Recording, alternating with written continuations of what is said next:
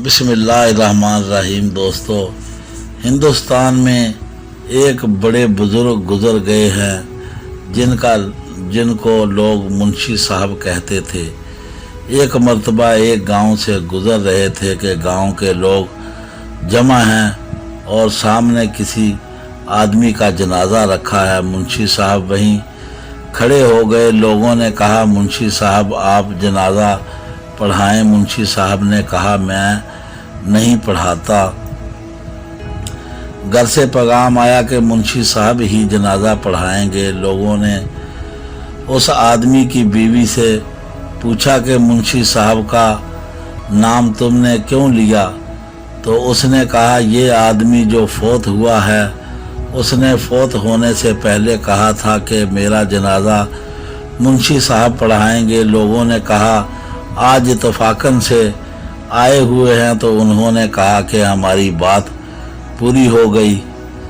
मुंशी साहब ने जनाजा पढ़ाया, अपने हाथों से उसकी मैयत को कब्र में उतारा, दफन किया और चले गए। जब दफ्तर पहुंचे तो जेब में देखा तो मुलाजमत का कार्ड गायब था। ख्याल आया कि जब मैंने उस बुजुर्ग को कब्र में उतारा तो वो कार्ड भी कब्र में गिर गया। मुलाजमत का मसला था। उसी वक्त वापस आए, गांव के लोगों को जमा किया और कहा, उन्हें अभी अभी दफन किया है।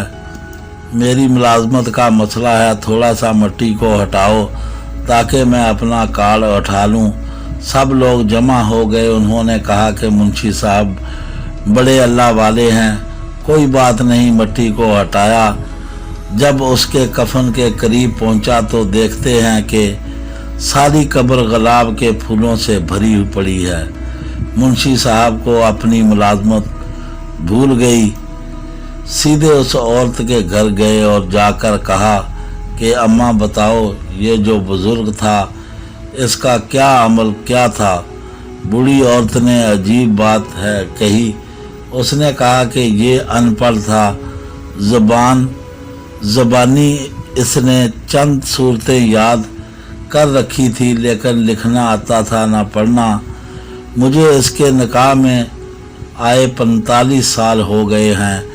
एक काम ये रोज़ाना करता था कि जब सुबह की नमाज पढ़कर फारग हो जाता था तो कुरान सामने रख लेता और उनकी सतरों पर उंगली रख कर कहता, ऐ अल्लाह, तूने ये भी सच कहा, ये भी सच कहा, ये भी सच कहा।